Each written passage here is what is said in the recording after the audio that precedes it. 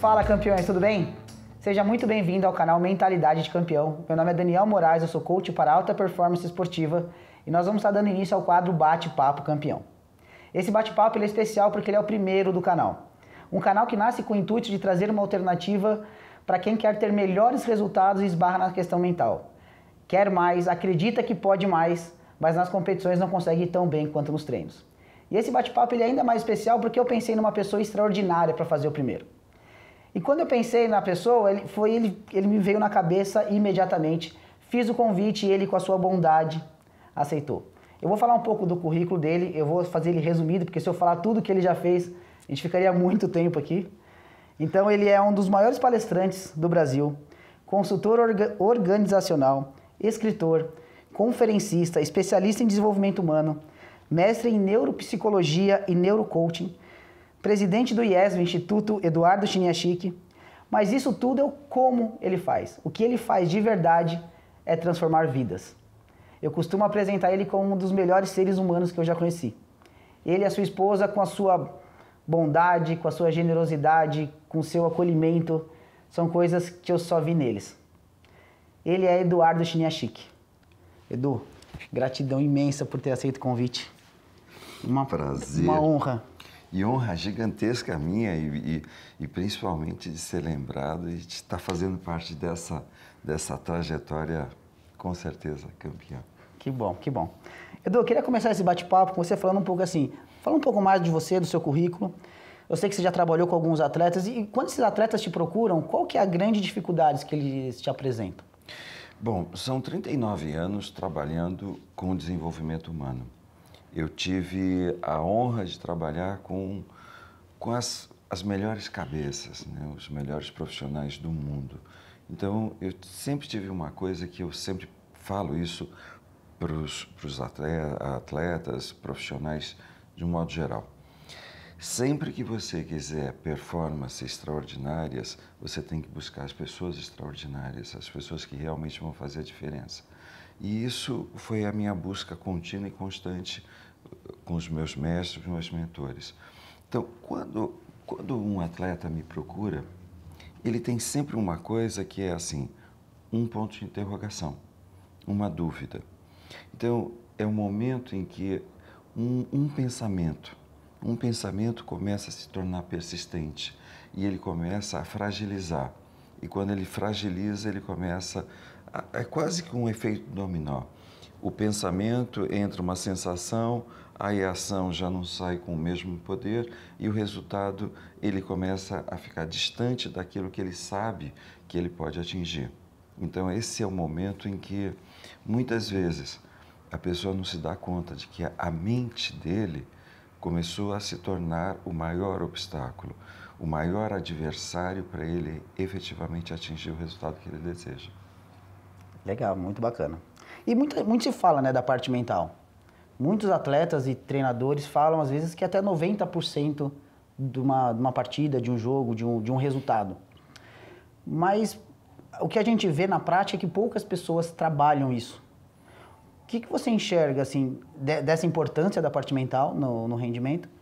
E por que você acha que tem essa barreira ainda, que os atletas e treinadores ainda têm essa barreira de buscar esse preparo, um preparo mental um pouco mais importante, mesmo achando que é importante, eles não trabalham?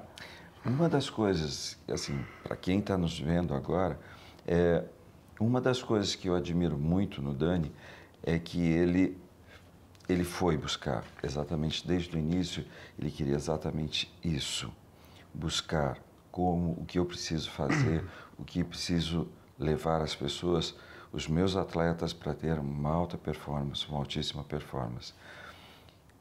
E é diferente por quê? Porque tem uma coisa que eu digo que assim, o nosso cérebro só enxerga aquilo que a gente desenvolveu a habilidade para enxergar.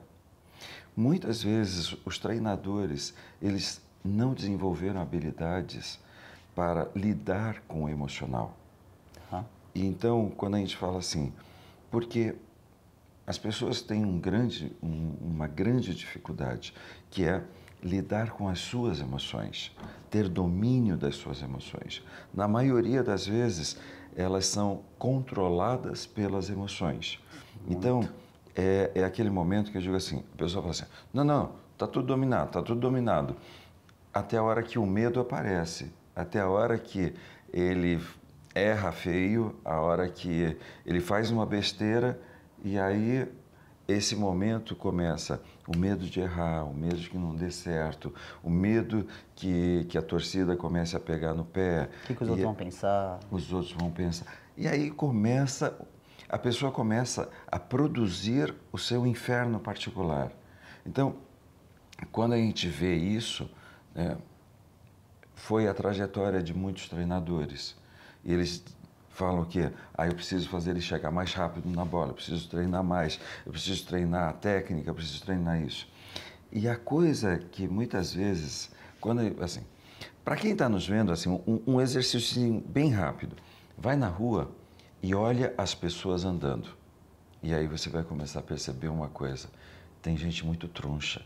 Tem gente com uma tensão nos ombros, tensão nos braços, tensão nas pernas, tensão no quadril, né? Você vai olhar o pezinho duro, andando como se fosse um robozinho. Acontece na rua e acontece nas quadras, nos estádios, nos ginásios, né? A gente vai ver muitos jogadores com excesso de tensão e que muitas vezes nem os preparadores físicos, nem os treinadores têm ideia de que não foram capacitados para tal. É assim, porque eles vão trabalhar o quê? Músculo, músculo, músculo, músculo, né? Como se os músculos, eles simplesmente fossem desenvolvidos em função da tensão. E, ok, né? Ok, vamos lá, vamos trabalhar, vamos colocar isso.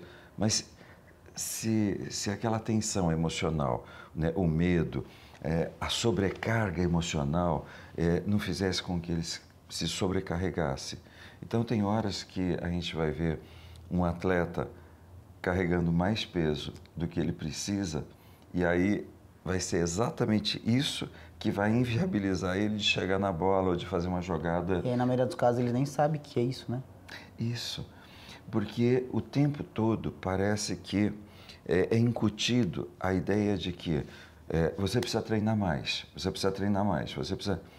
E eu costumo dizer, nós precisamos treinar mais, também termos um domínio das nossas emoções, de que as nossas emoções estejam a nosso favor, a serviço dos nossos objetivos, a serviço dos nossos resultados. E essa é uma das coisas que muitas vezes a gente vai ver que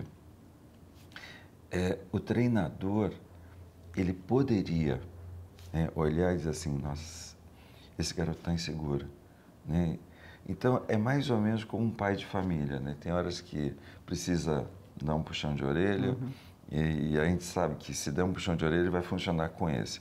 Mas se aquele outro, se der um puxão de orelha, ele vai desaparecer, né? Então, assim, cada um tem um jeito de ser ativado, né? E de fortalecer o seu emocional.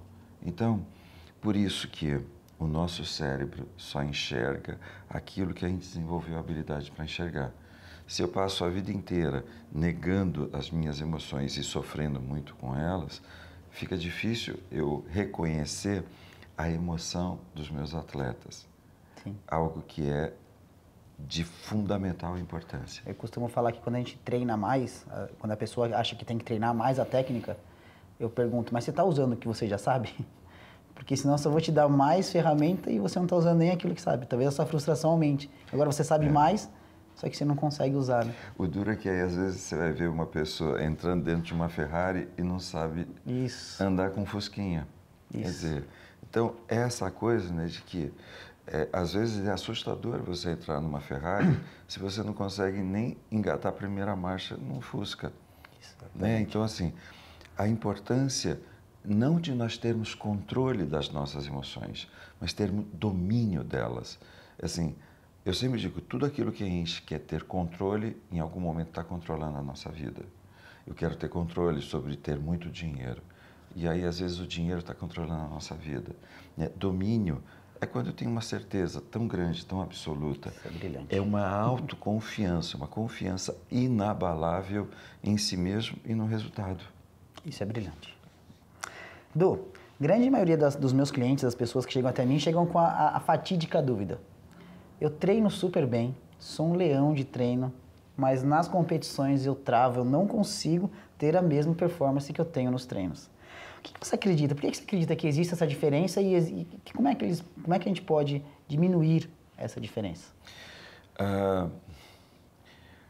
No nosso crescimento, quando a gente fala na parte emocional, muito daquilo que se torna o grande bicho-papão são as definições que a gente vai fazendo de nós mesmos ao longo da vida.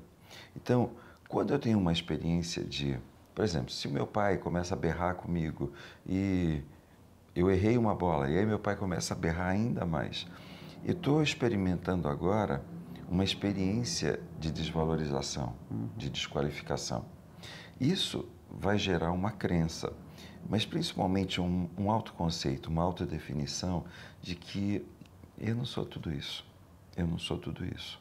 Né? Se o meu pai, que é meu pai, ele estava vendo que é porque eu não sou tudo isso. E às vezes tem uma outra, né? A criança treina, mas o pai nunca aparece, o pai nunca viu uma partida dele. Então, aí você olha e você fala assim, essa é uma outra experiência, é uma experiência de desamor. E aí você vê, assim,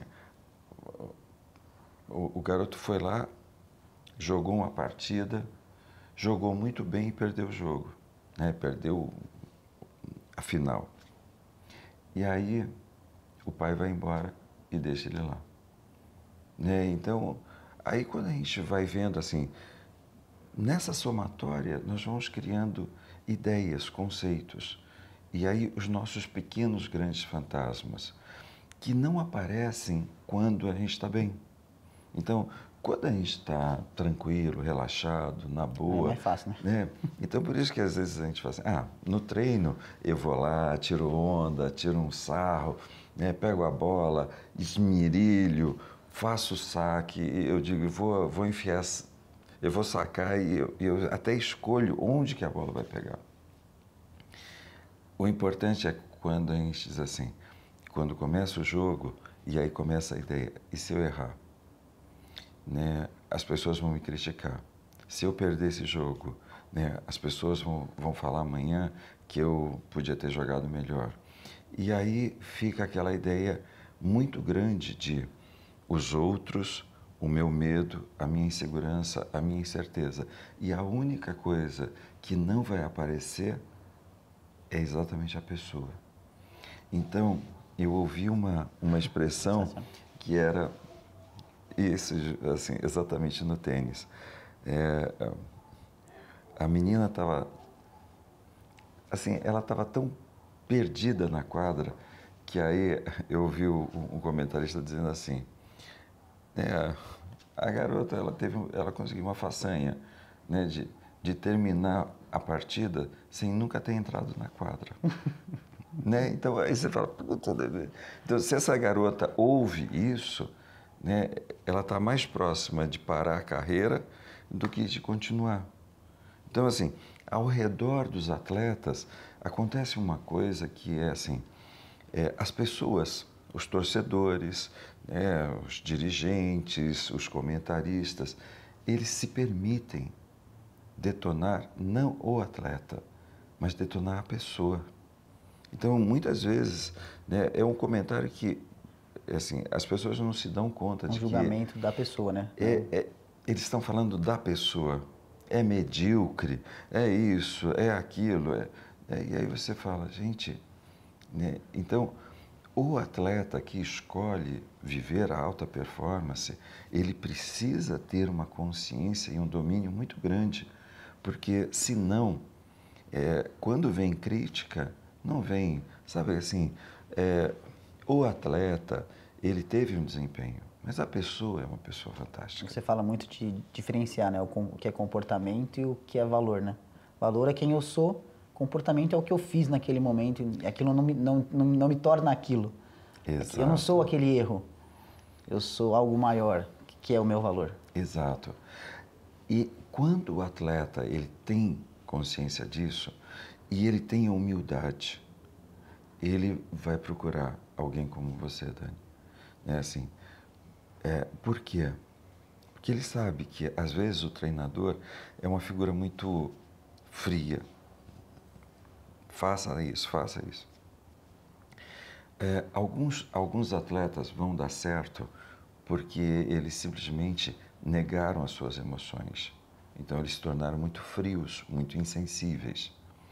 Porém, tem pessoas que têm uma sensibilidade à flor da pele. Então, essa estratégia não funciona para elas. Mas, às vezes, quem está treinando esse atleta é exatamente alguém que usou essa abordagem na vida dela. Que funcionou com ela, mas não necessariamente vai funcionar com ela. Então, às vezes, você vai ver um atleta que se drogou, se detonou, e aí ele se torna um treinador. E aí, às vezes, você fala assim, só falta uma coisa, ele parar de ter uma postura tão autodestrutiva como treinador, como ele teve como jogador. Então, o ponto é que, às vezes, agora esse ponto para o atleta, ele precisa de ter uma coisa. É importante separar o momento em que o ego, esse egocentrismo, ele é importante. E onde que ele atrapalha. Então, quando eu digo assim, quando você estiver na frente de um adversário, você sabe exatamente que ele vai exigir de você o seu melhor. Então, por exemplo, no tênis tem uma coisa que eu acho magistral, porque na maior parte do jogo não é a ação extraordinária do adversário, mas é o momento em que a pessoa perde a concentração. Sim, e tem o tempo morto, né? Que é aquele 1 minuto entre um lado e outro, um saque e outro, e esse tempo. E aí, quando a gente vai dizendo assim, é o momento em que a pessoa, ela sai e nesse espaço, esse espaço começa a ser preenchido por um monte de coisa. Então, no momento que eu saco a primeira vez, a minha primeira bola, eu erro. É assim, até o momento em que eu pego a segunda bola para sacar, se eu esvaziar o meu pensamento, a probabilidade de eu acertar é fantástica. Mas se eu preencher esse momento e se eu cometer a dupla falta? E se agora? E justo agora, nesse momento... Eu falar assim, não posso errar, não posso errar, não posso errar. E aí... no ponto, né? E essa é a coisa maluca. Quando a pessoa, ela dá o comando errado para ela. Eu costumo falar assim, mas assim, você tem que entender isso, a importância disso é que se funciona para o mal, vai funcionar para o bem também. Essa é uma coisa que eu estava trabalhando com um atleta e ele falou assim, eu não consigo fazer essa visualização, eu não consigo fazer visualização, eu não consigo fazer visualização. Eu falei, putz, mas isso é fantástico para fazer visualização. Eu falei, mas eu não consigo. Eu falei, você é fantástico. E aí ele falou assim, como? É incrível como você consegue visualizar todo o inferno que você vai viver e consegue materializá-lo. Né? Assim, quando você diz assim, estou com medo de errar, e aí ele pega a bola e erra, aí ele olha para a torcida, aí ele erra a segunda bola, aí ele vê um torcedor mandando, porra, porque você erra? E aí ele erra a terceira bola. Ele criou aquilo, né? E ele já visualizou aquilo. Né? Então, assim, muitas vezes as pessoas, eles têm uma dificuldade de fazer para o bem. Sim, sim. Né? Mas, então, às vezes, é por isso que eu brinco com essa frase. Se tudo isso fosse usado para o bem, né? Quer dizer, você fala, porra, que fantástico, né? Quer dizer, o cara consegue se detonar com uma maestria de uma forma incrível, com uma precisão quase que matemática. E aí, quando você pede para ele, ele fala assim, vamos fazer o seguinte, vamos fazer tudo isso que você faz agora para o bem. Eu não consigo. Não consigo. Né? Então, assim, aí já entra... e aí vem essa coisa, né, de como as pessoas elas vão se tornando prisioneiras desses hábitos. E E aí, paralelamente, vai acontecer uma coisa que as pessoas que procuram você não têm. Elas querem ter o controle. Então, é assim, elas vão querer que você faça o que ela gosta de fazer, não o que ela precisa fazer. E aí elas vão dizer, Dani, isso eu não gosto. Né? E aí é esse momento que eu digo assim, acho que você também não gosta de ser vaiado, você não gosta de ser detonado, você não gosta de crítica. Então, vamos fazer uma coisa? O que precisa ser feito agora? Isso é. Então, esse mergulho, eu costumo dizer, nem se Jesus baixasse aqui e dissesse assim, cara, vai ser feliz, vai ter performance extraordinária. Não funcionaria. Sim. Se a pessoa não acreditar, né? Porque aí ela vai dizer, porque isso aqui é um falso messias, esse cara não é... Né? E aí vai continuar preso, onde? Sim. Naquelas mesmas coisas que ela já passou bastante tempo e vê que o resultado que ela obtém é muito distante daquilo que ela deseja, mas aí ela começa a sonhar de que ela vai fazer a mesma coisa em um momento, agora vai ser tudo diferente. Né? Então, para quem nos assiste agora, tem uma coisa que eu sempre digo para os atletas, volta no tempo e observe quais são os padrões que se repetem e que fazem você produzir sempre uma performance limitada. E quando você vai percebendo isso, né, esse é o momento em que você tem que ter humildade e dizer assim, Dani, me ajuda para tirar isso da minha vida. Né? E não a ideia de que, ok, vou fazer de conta que isso não existe e agora vai ser diferente. Um dia vai dar certo. Não, hoje é o dia. Talvez na próxima vida. Aproveitando isso, existe uma das coisas também que me procuram bastante, né, dos meus clientes, é ficar, assim, a reclamação de ficar conversando com ele mesmo.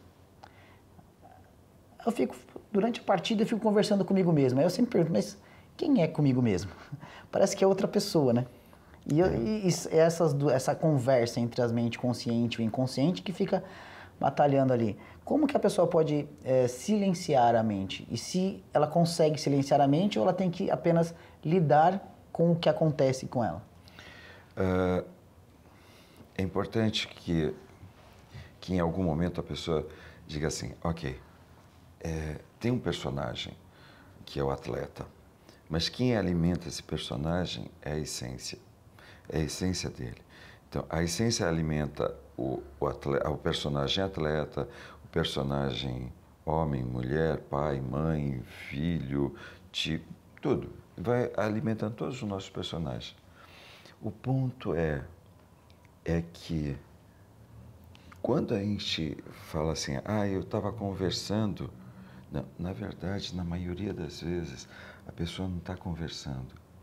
Está vivendo um bate-boca interno, que é o diálogo interno. O diálogo interno são vozes do passado. Tudo aquilo que a gente já ouviu de crítica, de exigências, de cobranças, a gente vai fazer nessa hora. Então, o momento em que eu digo assim, por um momento é como se você estivesse olhando de fora, né? E olhando, dizendo assim, cara, você está colocando muita atenção, sabe, assim, em se cobrar e se exigir demais. Assim, talvez nessa hora seja só o seguinte, coloca atenção no resultado, coloca atenção em sacar, coloca atenção em efetivamente produzir o resultado que você deseja. Ok. Mas isso é quando a pessoa, ela tem realmente uma pessoa ao lado dela, ajudando ela a desenvolver uma coisa que é o poder de ela ser ela mesma. É assim, antes de eu ser o atleta, eu sou eu. Né? Antes de eu ser o pai, eu sou eu. Então, assim, por um momento, fortalecer essa essência, esse eu, e agora é como se essa essência, assim, ela alimenta tudo, ela alimenta todos os personagens. E essa consciência, quando a gente tem, diz assim, é mais ou menos quando a gente pode dizer assim, vem cá, atleta, agora vamos fazer isso aqui. Vamos colocar em prática tudo aquilo que você já ouviu, trabalhou, então vamos fazer isso. Porque se ela não desenvolver essa habilidade, ela vai ficar presa no diálogo interno. E aí, no julgamento, né? Certo, errado, bom, ruim. E aí ela se torna muito reativa, extremamente reativa. Sim. E eu digo que o atleta extraordinário é exatamente essa pessoa que deixou de ser reativa. Assim, ok, alguém deu uma porrada nela, levanta, sai. Não. Assim, eu sei que alguém bateu naquele personagem, ok. E a minha consciência precisa dizer assim, cara, significa que você está sendo muito importante nesse jogo. Então, vamos levantar e vamos dar uma olhada bem fundo nos olhos do cara e alimentar a tua certeza de que você vai ter um resultado extraordinário hoje. E isso é brilhante, né? Porque é a sua interpretação que vai contar, né? Não é o fato. O fato em si é o fato. Agora, como eu lido com ele, é minha interpretação, é minha escolha. E treinar isso, eu acho que é fundamental para exatamente nesses momentos. Porque não é assim, né? Do nada agora... A realidade é a coisa menos importante quando nós estamos no mundo virtual. Né? Assim, nesse mundo virtual, você fala, ok, eu tenho duas possibilidades. Eu vou ser moldado pelas pressões internas e externas, ou eu vou moldar o meu mundo para que o resultado que eu quero aconteça. Então, quando você olha assim, jogadores de todos os esportes que são fenomenais, não é que não tem adversidade, não tem dificuldade, desafios. Tem. Agora, a diferença chama a responsabilidade e... A autorresponsabilidade, ele acho que é a alma, né? Faz uma diferença, né? O momento que você diz assim, ok, esse jogo é meu. Chama a responsabilidade do resultado para si. Tem uma passagem de uma palestra do Tony Nadal, que ele fala que ele foi assistir um torneio e aí ele não estava vendo o jogo do Rafael Nadal. E aí um amigo foi e falou assim, ele está perdendo de 5-0 lá. Ele estranhou, né? Porque o Nadal já tinha 16 anos, já estava jogando bem. E foi lá ver, o Nadal tinha quebrado a raquete. E não tinha parado o jogo, não tinha percebido. Aí o Tony perguntou assim, mas você não percebeu? Você já tem 16 anos. Eu estou tão acostumado a assumir a responsabilidade que eu não admitia que era raquete, era por causa da raquete que eu estava perdendo. Olha, autorresponsabilidade o tempo todo. Às vezes exagera. Mas o quanto isso fortalece ele? O que acontece, não sei se está calor, se está frio, se estão falando, a responsabilidade de eu fazer o que tem que ser feito é minha. Por isso que aí entra uma coisa que eu falo, que é assim, é você aumentar a sua capacidade de julgamento. Julga, tá bom, tá ruim, tá bom, não. E aí, quando você faz isso, você aumenta ainda mais, se tornar um ser reativo. E aí você vai perder energia. Então, para os atletas que estão vendo isso, compreendam exatamente isso. Você nunca vai perder para alguém, você sempre vai perder para você mesmo. Quando você faz isso, você olha para alguém e começa a produzir um julgamento. Putz, mas esse cara é um boçal, esse cara não sei o quê, e ali você começou a perder. Porque você começa a entrar na reatividade. A reatividade tira o teu poder, a tua energia da ação que você vai produzir. E aí, essa coisa que entra quando eu falo assim, seja um observador, por um momento, olhe para tudo aquilo que está acontecendo ao teu redor como evidências. Com essa evidência, tenho outra evidência, outra evidência, outra evidência. Então, assim, ok, ele está, por exemplo, no tênis, o cara está sacando muito do meu lado direito. E aí eu falo, e não é o meu lado forte. Ok, agora você se posiciona para lidar com esta evidência e não entrar no julgamento. Porque aí quando você tem essa evidência, você diz assim, ok, agora eu tenho uma ação que precisa ser feita e eu faço ela de uma forma poderosa. Então, essas situações perceba, né, tenha esse olhar muito atento para todas as evidências que estão ao teu redor. Não para você ficar preso a elas, mas para compreender exatamente que você tem um leque de alternativas, de ações que você pode colocar em prática. Então, por isso que a diferença é, entrei no julgamento, vou entrar na reatividade, vou ficar brigando, gastando energia dentro dessa... É mais ou menos como se eu estivesse dentro de um atoleiro e quanto mais eu fico brigando com o atoleiro, mais eu afundo. E aí você fala, o resultado vai ficar longe desse momento. E não que a pessoa não tenha que analisar o erro. Assim, eu sempre falo que o importante é o feedback. Feedback e para frente, né? Então, esse feedback vai me servir para o futuro. Então, por exemplo, eu vou fazer um saque, o saque eu não coloquei tanto efeito. Então, é mais efeito para a próxima. Não para a passada, que não tem mais como. É. Agora, tem um lance que eu sempre digo para as pessoas, que é assim, é fazer exatamente esse ajuste. Então, terminou, muitos clubes e muitos profissionais já têm um programa que, quando termina a partida, ele vai fazer um programa de regeneração, de alongamento, essas coisas todas.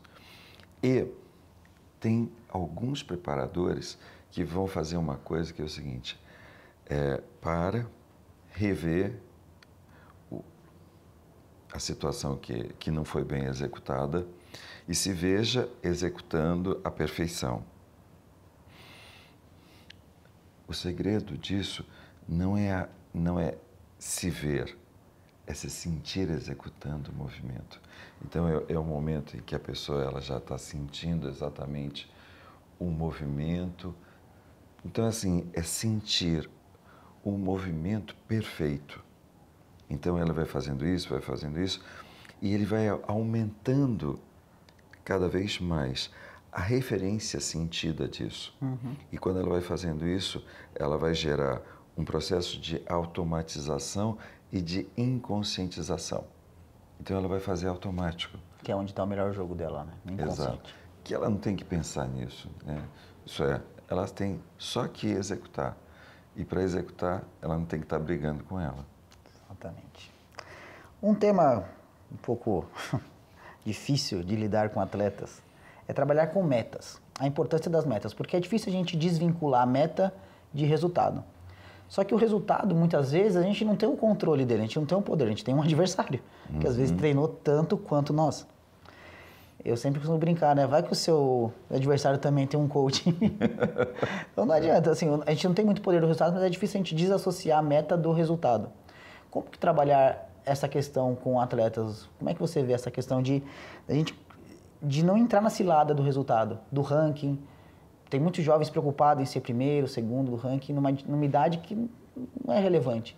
Mas como é que eu trabalho essas questões de metas?